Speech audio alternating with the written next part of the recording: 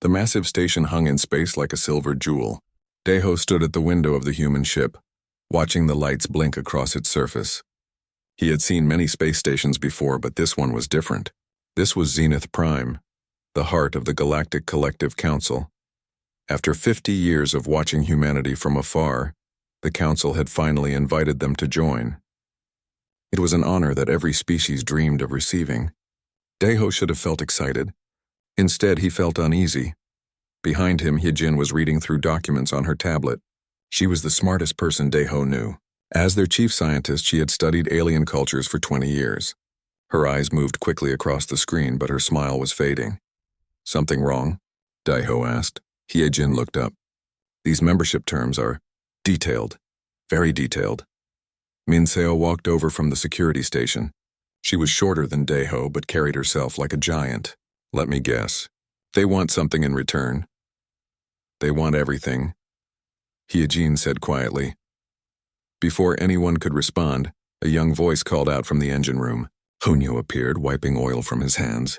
At 29, he was the youngest member of their team. He was also the best engineer humanity had ever produced. "We are cleared to dock," he said, "but their security scans are intense. They checked our ship 3 times. Minseo frowned. "Do they scan all visitors like this?" "According to the data, yes. Every ship, every time." Junho shook his head. "These people do not trust anyone." The docking process took another hour. When they finally stepped onto Zenith Prime, Daeho was surprised by how quiet it was. The station was enormous, bigger than most cities on Earth. Yet the corridors felt empty and cold. An alien waited for them at the gate.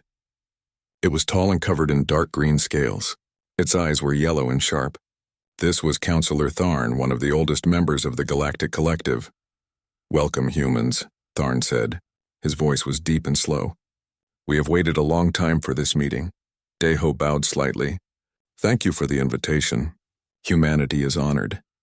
Tharn made a sound that might have been a laugh. "Honor. Yes, come, the council is waiting." The council chamber was huge. 47 species sat in a great circle. Each one looked different from the next. Some had fur, some had scales. Some seemed to be made of light itself. In the center of the room was a single empty chair. "That seat is for you," Tharn said, pointing at Daeho. "If you accept our terms." The meeting began. One by one, council members spoke about the benefits of membership. They talked about trade routes, shared technology, and mutual defense. It all sounded wonderful. Too wonderful. Then Tharn stood up. "Now we discuss the requirements." Daeho listened carefully as Tharn explained. All member species had to use the same technology standards. No weapons research was allowed. All resources had to be shared equally among council members. The council would decide where humans could build new colonies. Every major decision needed council approval. Hyejin raised her hand. "What about scientific research?" "All discoveries must be reported to the council immediately," Tharn replied. "No species may keep knowledge to themselves." "And military forces?" Minseo asked. "The council controls all military decisions. Individual species may maintain small defense fleets, but nothing more." Daeho felt his stomach tighten. This was not membership. This was surrender. That evening, the human team gathered in their guest quarters. Hyejin had spread documents across every surface. Hunyo was pacing back and forth. Minseo sat quietly, but her jaw was tight. "I checked the station systems," Junho said. "They have surveillance everywhere. Every room, every corridor. Even the rooms where council members sleep." "Why would they spy on their own members?" Hyejin asked. "Because they do not trust them," Minseo said. "This is not an alliance. It is a prison." Daeho sat down heavily. "I studied their technology data. Do you know how old their fastest ships are?" The others shook their heads. 300 years. "Nothing has improved in 300 years. He looked at each of them. "The council does not encourage innovation. They prevent it." Hyejin closed her eyes. "We have to refuse." "Earth is waiting for good news," Junho said. "Everyone expects us to say yes." "Then they will be disappointed," Daeho said firmly. "I will not trade our freedom for false security." They spent 3 days preparing their response. Daeho sent encrypted messages back to Earth, explaining everything they had discovered. The answer came back quickly. Earth leadership agreed. Humanity would refuse. On the 4th day, Daeho stood before the council again. The chamber was silent. Every eye was on him. Humanity thanks the Galactic Collective for this generous offer, Deho began. His voice was calm and clear. We have studied your terms carefully. We understand the benefits you offer. Tharn leaned forward. He looked pleased. However, Deho continued, we cannot accept. The silence broke. Council members began talking at once. Some seemed shocked. Others looked angry. Tharn stood up slowly. You refuse? His voice was cold. Yes, Deho said. We refuse membership under these terms. Humanity values its sovereignty. We will not surrender control of our technology, our military, or our future to any external authority. You are making a mistake, Tharn hissed. No species can survive alone in this galaxy. We are not asking to be alone, Deho replied. We propose a different relationship, a trade agreement, a mutual defense pact, equal partnership, not submission. Another council member spoke up. This one looked younger, with skin that glowed faintly blue. Vareth was their name. What you propose has never been done before, Vareth said quietly. Species either join the council or remain isolated. Then perhaps it is time for something new, Deho said. Tharn slammed his hand on the table. The sound echoed through the chamber.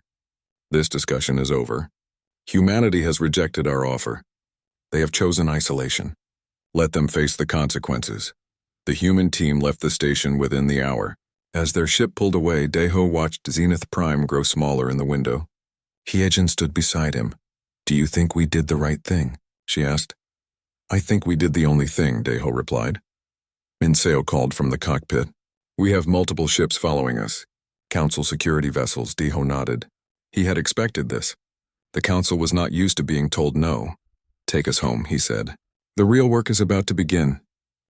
18 months had passed since humanity said no to the council. The galaxy was unrecognizable. 2/3 of the Galactic Collective had collapsed. Species that had been members for thousands of years were leaving. The Alliance of Free Systems now included 23 civilizations. More applications arrived every day, but the old council leadership refused to surrender. Councillor Tharn and a group of hardliners had retreated to Vraxis Prime, their fortress world. They still controlled weapons and resources. They were planning something. Director Sunmi walked into the intelligence briefing room looking grim. Deho, Admiral Jiwoo, and President Kyung-hee were already there. We have discovered something, Sunmi said. Something very dangerous. She activated a holographic display. It showed a map of the galaxy. Scattered across it were hundreds of red dots. These are weapons platforms, she explained, hidden in deep space. Some are thousands of years old. They are controlled by an AI network linked to Vraxis Prime. Jiwoo leaned forward. How powerful are they? Each one can destroy a planet. Together, they can destroy civilizations. The room fell silent. This was how the council had maintained control for so long. Not through cooperation or wisdom, but through hidden threats. Tharn still has access to these weapons, Sunmi continued. He is threatening to use them against any colony that refuses to return to council control. President Kyung-hee stood up. We need to shut down that network, permanently. Junho was already working on the problem.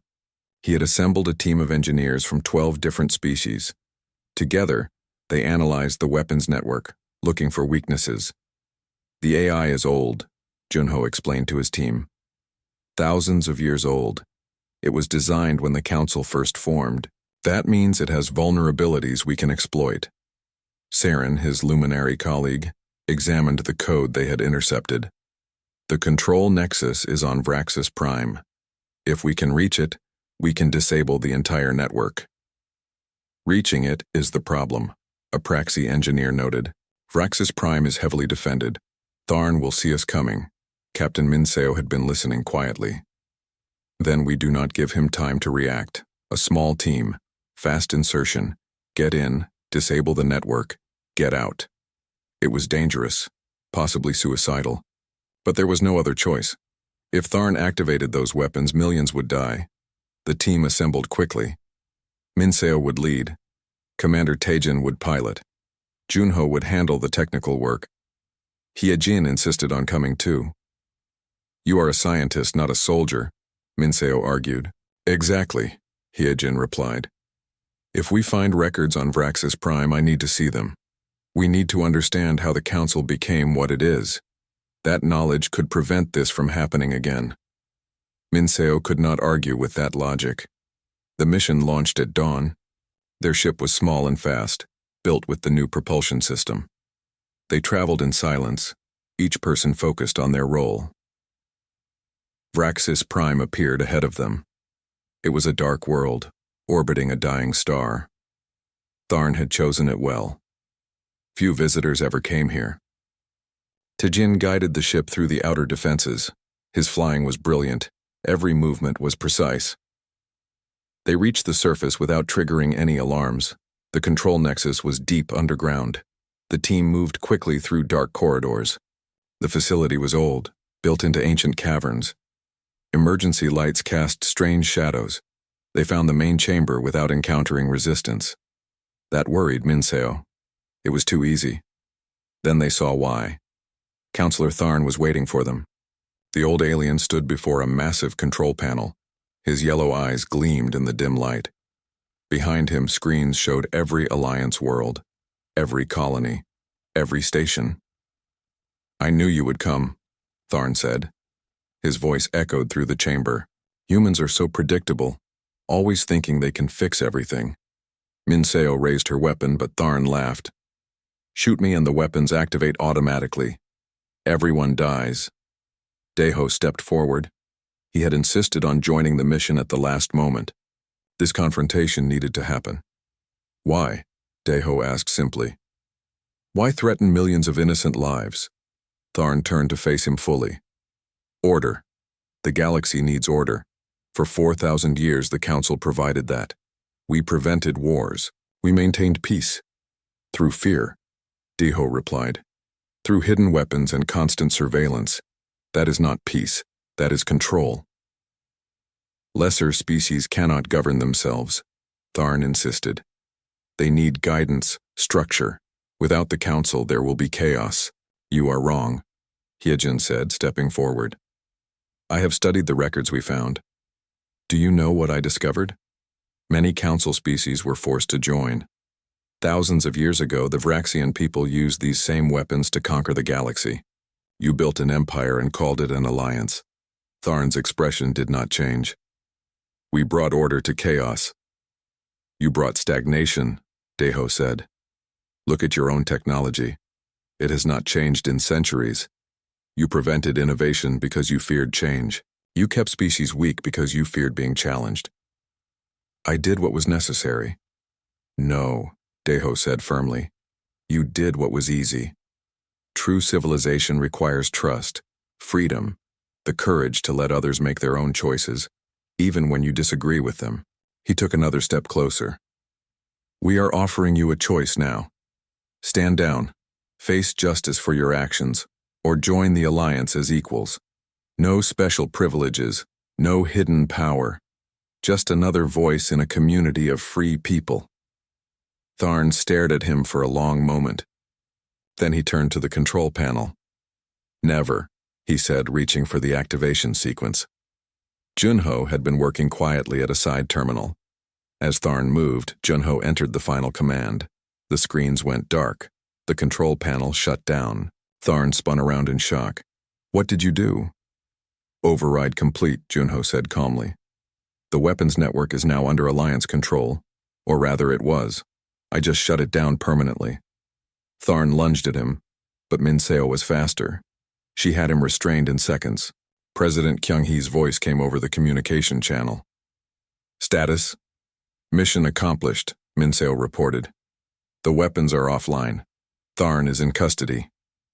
There was a pause. Then Kyung-hee spoke again. Do not reactivate those weapons. Not even for defense. Destroy the control systems completely.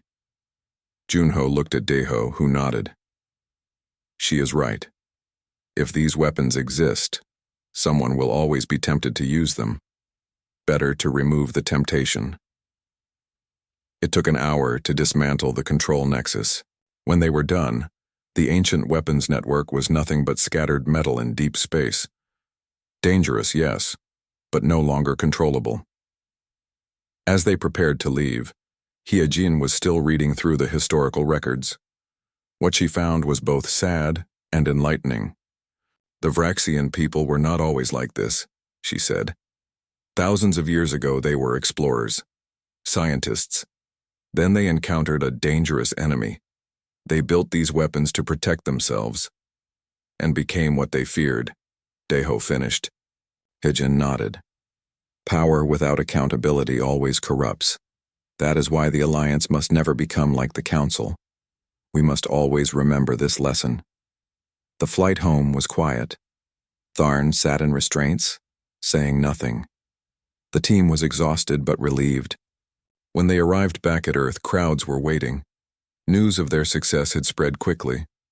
The old council was finished. The age of fear was over. But as Daiho walked through the cheering crowds, he thought about Hyejin's words. The Alliance had won.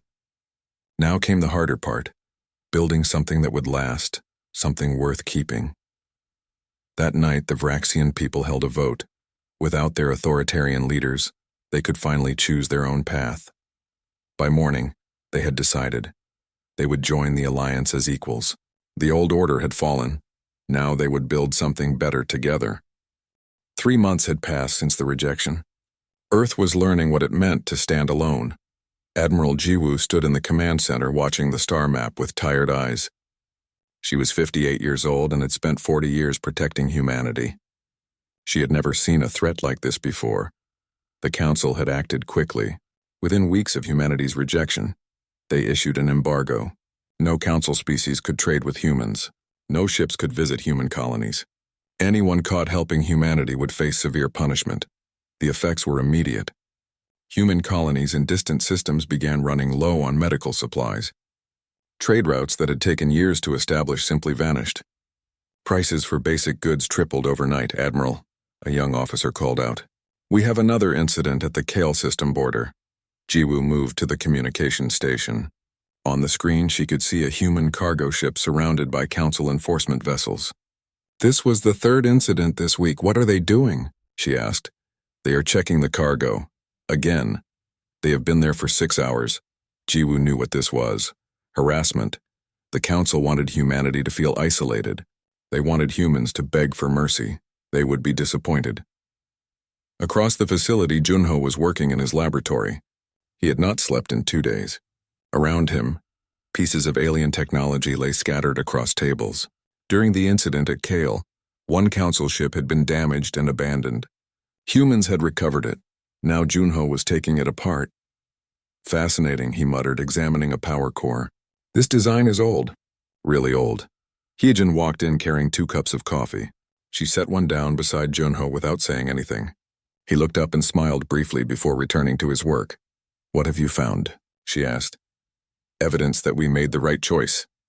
Junho held up a circuit board. This technology is at least 200 years old. Maybe more. And look at this. He showed her the power core. Even Hyejin, who was not an engineer, could see the inefficiency in its design. I could improve this by 40% with basic modifications, Junho said. But they never did. The Council keeps its members using the same old technology. No improvements. No innovation. Why would they do that? Hyejin asked. Control. If everyone uses the same technology, no one can get ahead. No one becomes powerful enough to challenge the Council. Hyejin sat down slowly. She had suspected this, but hearing it confirmed made her feel cold.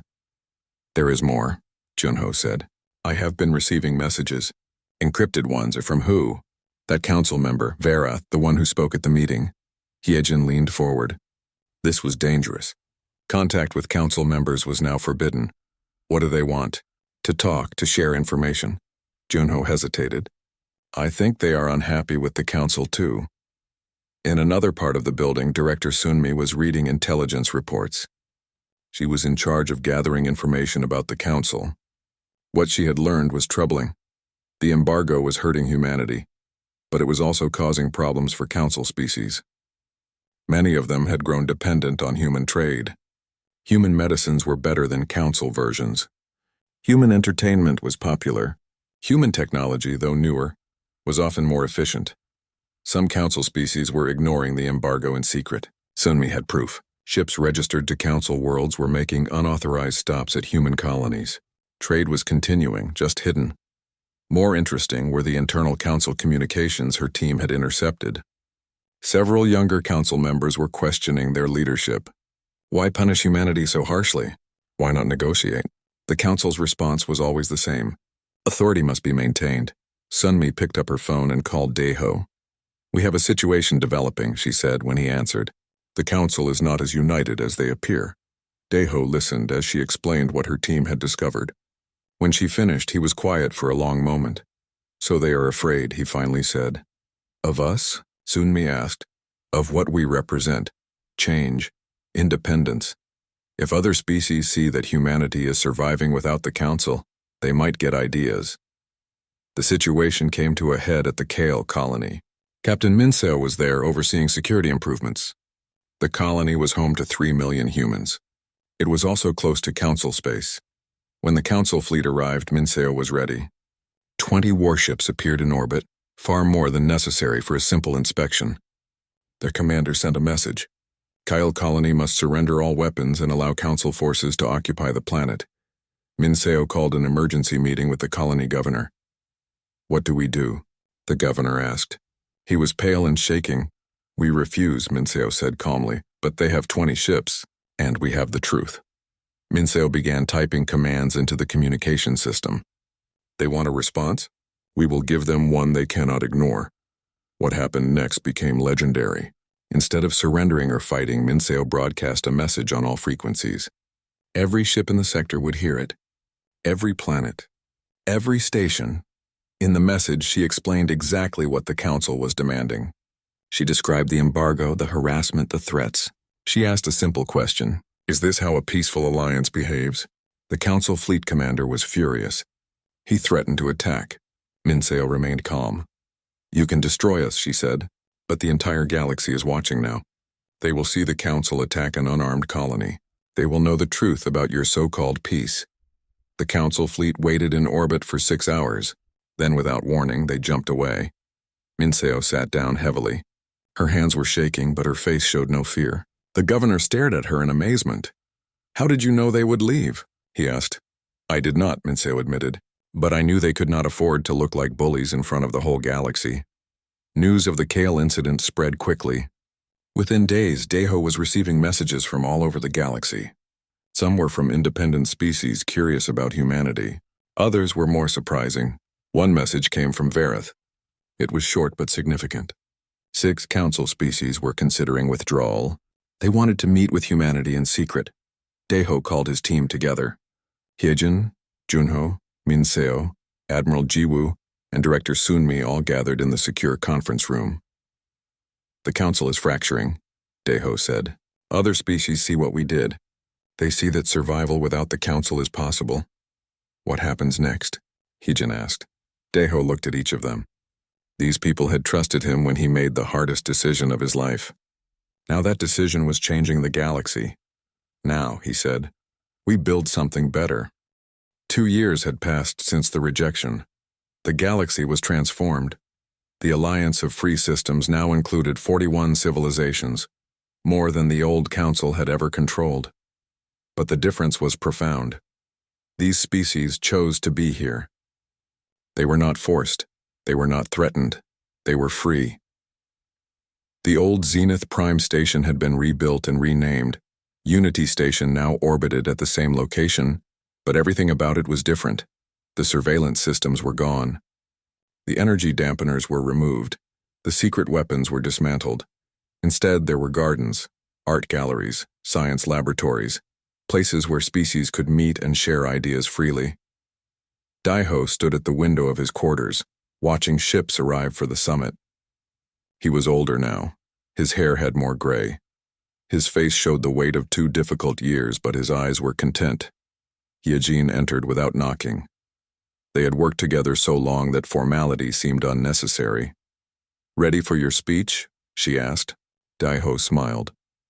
"As ready as I will ever be. This is my last official act. After today, I retire. You have earned it. We all have." The summit chamber was nothing like the old Council room. There was no circle of elevated seats, no throne for a supreme leader. Instead, there were comfortable chairs arranged in a spiral pattern. Everyone could see everyone else.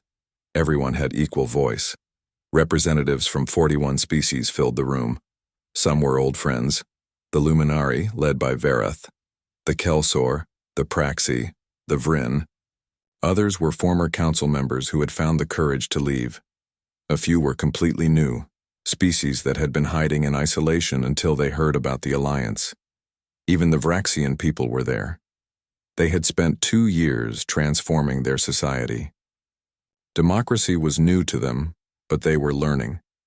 Their representative was young, nothing like Tharn. She spoke with hope instead of threats. President Kyung-hee opened the summit. 2 years ago, we made a choice. We chose freedom over security, independence over comfort. It was not an easy choice. Many people thought we were foolish. She looked around the room. But we were right. Look at what we have built together. Not an empire, not a dictatorship, but a true alliance, where every voice matters, where innovation is celebrated, where difference is strength. The representatives applauded. It was a sound of genuine appreciation, not forced respect.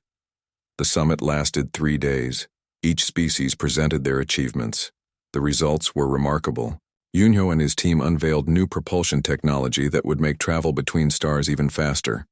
It was developed by engineers from 8 different species working together. Hyejin presented the Galactic Institute for Cultural Exchange. It was a university where young people from any species could study together, learning not just science and technology but art, philosophy, and history. Understanding each other was just as important as understanding the universe. The Kelsor shared advances in medicine. The Praxi demonstrated new energy systems. The Vryn showed improvements in agriculture that could feed billions. Every presentation showed the same truth. When people were free to create, amazing things happened. On the second day, former council species shared their stories, what they had endured under the old system, the fear they had lived with, the innovations they had been forced to hide. One elderly representative from the Arcadian species spoke with tears in their eyes. For 3,000 years we lived in silence. We could not question. We could not dream. Now my grandchildren ask me questions every day. They want to know everything. They want to build, to create, to explore. This is what freedom looks like. The room was quiet. Many representatives were remembering their own experiences, the weight they had carried, the relief of finally being free. Verath stood to speak. Humanity did something we thought impossible. They said no to power. They chose difficulty over ease. But most importantly, they invited us to join them as equals. Not subjects, not servants, equals. The Luminari representative looked at Daeho. That is the greatest gift you gave us, not technology, not protection, but the belief that we deserved better. On the final day, Daeho gave his farewell speech. The chamber was packed. Even those who could not fit inside watched from screens throughout the station. He stood at the center of the spiral, looking at faces from dozens of worlds. He began to speak. When we first came to the old council, we had hopes. We wanted to join something greater than ourselves. We wanted to be part of the galactic community. What we found was disappointing. An organization built on fear instead of trust, on control instead of cooperation. We could have said yes. It would have been easier, safer, more comfortable. But we said no. Not because we wanted to be alone, but because we believed there was a better way. He paused, gathering his thoughts. I have learned many things in these 2 years. I learned that freedom is not the absence of rules. It is the presence of choice. I learned that diversity makes us stronger, not weaker. I learned that the greatest strength is not the power to control others, but the courage to trust them. Most importantly, I learned that change is possible, even when everyone says it cannot be done, even when the risk is great. Sometimes the right choice is the hard choice. He looked around the room, meeting as many eyes as he could. The alliance was not built by humans alone. We started it, yes. But each of you made it real. Each species that joined brought new ideas, new perspectives, new dreams. This is what true civilization looks like.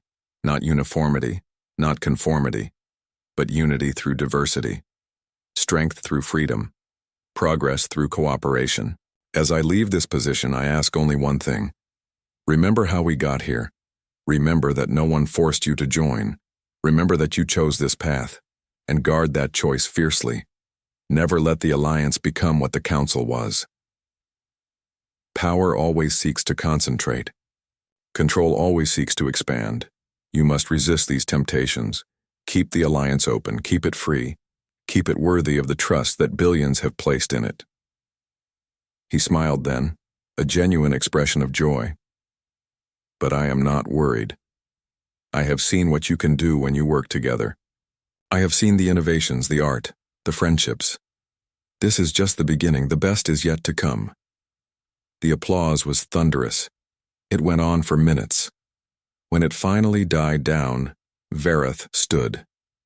"We have a gift for you," the luminary said. "All of us together." A massive screen activated. It showed a memorial being built in space, a structure of crystal and light, visible from any ship passing through this sector. "We call it the Monument to Choice," Verath explained. "It honors not just humanity, but every species that had the courage to choose freedom, so that future generations will remember. Change is always possible." Deho was speechless. He had not expected this.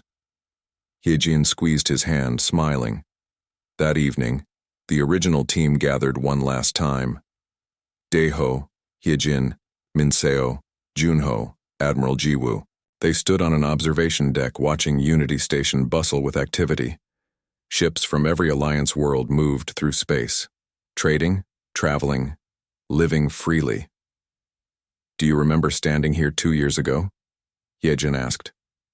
"On the old station? How different everything felt." "I remember being afraid," Minseo admitted. "Afraid we were making a terrible mistake." "Were we?" Junho asked. They all looked at Deho.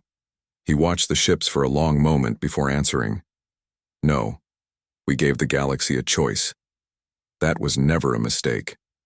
Admiral Jiwoo raised a glass. "To choices. And to the courage to make them." They drank together, watching the new galaxy take shape before their eyes. Humanity had turned away from the Council. That one decision had changed everything, not because humans were special, but because they showed that another way was possible.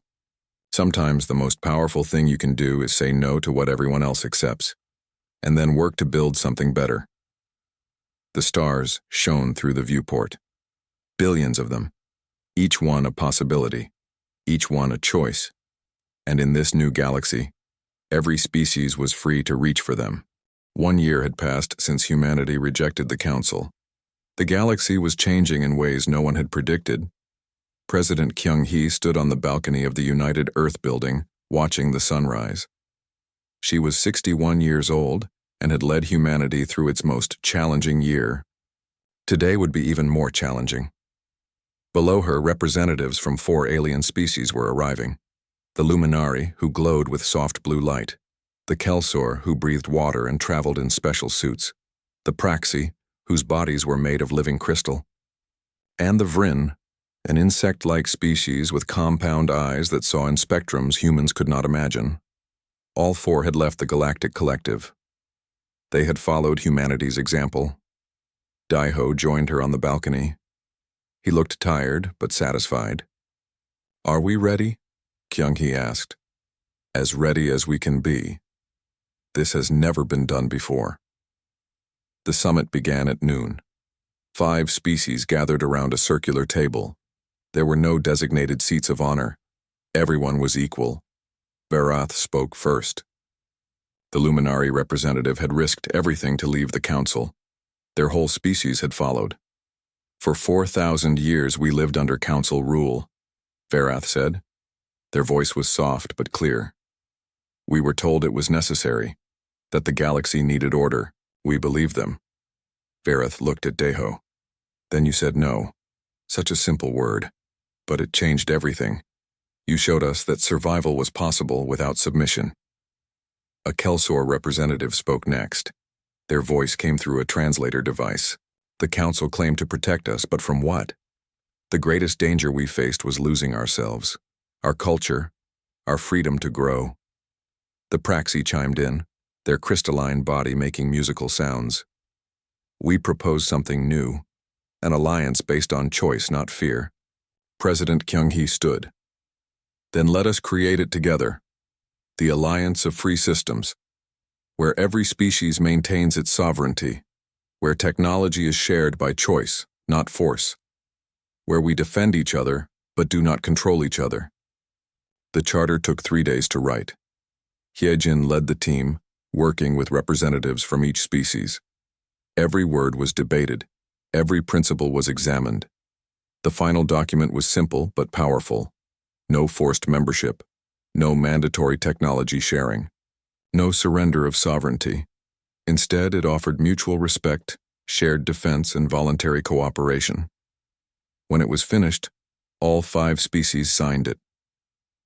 The Alliance of Free Systems was born. The Council's response was swift and angry. Counselor Tharn appeared on galactic communication channels, denouncing the Alliance as illegal and dangerous. These renegade species threaten galactic stability, he declared. The Council will not tolerate this rebellion. But his words fell flat. Too many species had heard Minseo's broadcast from Kale.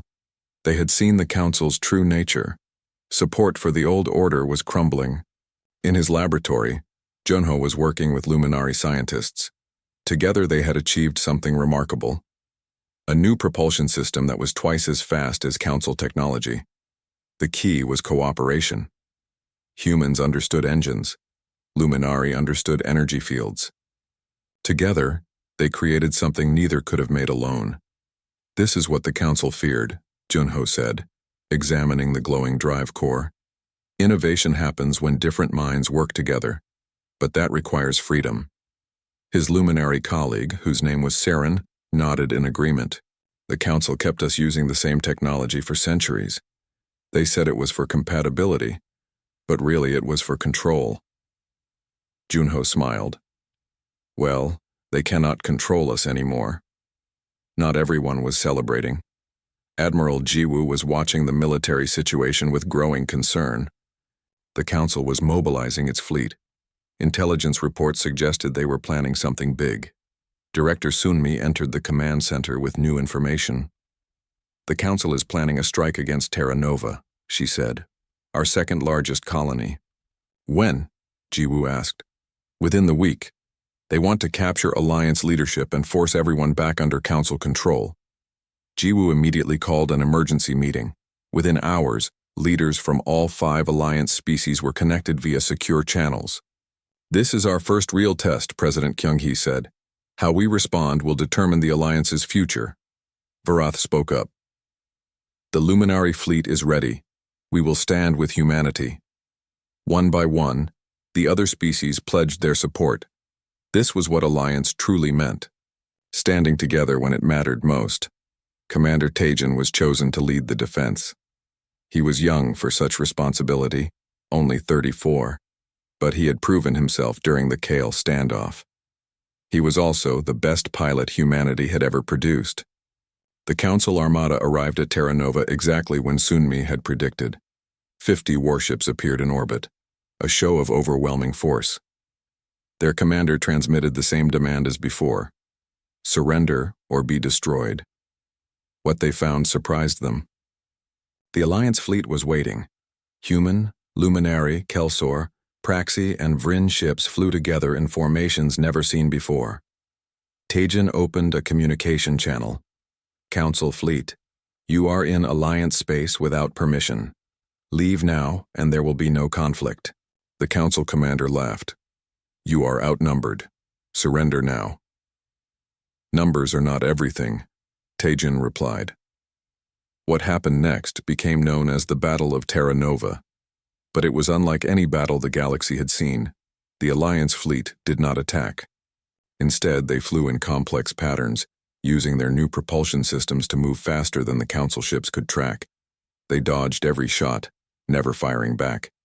Meanwhile, Director Sunmi's team was broadcasting. Every piece of evidence they had gathered about council corruption was transmitted on all frequencies. The messages went to every planet, every station, every ship in the sector. The galaxy learned the truth. The council leadership had been hoarding advanced technology for themselves. They had suppressed innovation to maintain power. They had threatened and intimidated member species for thousands of years. Chaos erupted in the council fleet. Some captains refused to continue fighting. Their own people back home were seeing the broadcasts. They were asking questions. Why were they attacking peaceful colonies? What had the council been hiding?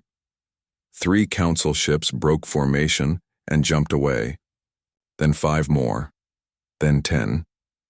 The council commander tried to maintain order, but it was useless. His fleet was falling apart. Finally, he gave the order to retreat. The Alliance had won without destroying a single ship. They had proven that there was a better way. In the aftermath, Deho stood on the bridge of the Alliance flagship, watching the council ships disappear. Minseo joined him. "Is it over?" she asked. Deho shook his head. "No, this is just the beginning." He was right. Within days, 12 more species announced their intention to leave the council. The old order was collapsing. A new galaxy was being born. Hijin was already preparing for the next summit. So many species wanted to join the Alliance. Each one would bring new ideas, new perspectives, new possibilities. The Council had maintained power through fear and control. The Alliance offered something better, hope and freedom, and the galaxy was choosing hope.